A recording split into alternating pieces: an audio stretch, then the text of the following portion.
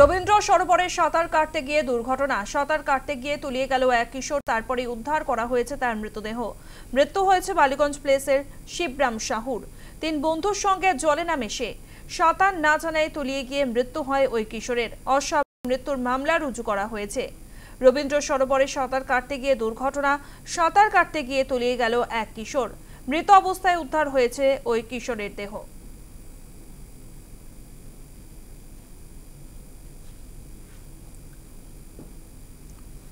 Rabindra সরোবরের swimming পুলের এক club কর্তা কি বলছেন শোনাবো আপনাদের। আমিও বহুদিন ধরে আসছি, তবে একটা জিনিস পরিলক্ষিত করেছি, এটা অ্যাবসলিউটলি নেগলেক্টেড এরিয়া। যদিও অনেক কিছু পরিকাঠামোর উন্নতি ঘটেছে, কিন্তু মূল যে জায়গাটা লেকের ইনসাইড অফ দ্য লেক, মানে একদম কোনো রক্ষণাবেক্ষণ নেই বললে চলে। কেএমডিএ বলুন বা তাদের সঙ্গে যারা অ্যাসোসিয়েটেড আছে, এদেরই একটা চূড়ান্ত ব্যর্থতা, বা তারা এটাকে চায় না যে এটা কোনো ডেভেলপমেন্ট হোক। That is the main reason, otherwise এটা কখনো হতে পারে না। নিরাপত্তারক্ষী কি বলছেন শোনাবো। চান করতে তো অনেকে ছিল, কিন্তু ওরা 3 জন একসঙ্গে এসেছিল। 3 জনের মধ্যে ওদের একজন হয়ে যেতে, ওরা এসে আমাকে বলে যে একজন ডুবে গেছে, আমাদের সঙ্গে যারা ছিল একজন ডুবে গেছে একটু। এবার যারা সুইমিং করছিল তাদেরকে বললাম, তারা সঙ্গে সঙ্গে খোঁজাখুঁজি এটা ওটা করছিল, কিন্তু পাইনি।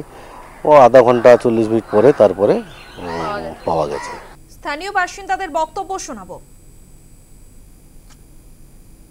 সুইমিং পুলটা তো আরেকটু ভালো করলে খুব ভালো হয়। আমি এত বছর বাদে এলাম, আমি আরো দেখছি ডেটোরেট যারা আসেন, একটু হাইজিন মেনটেন করা খুবই প্রয়োজন।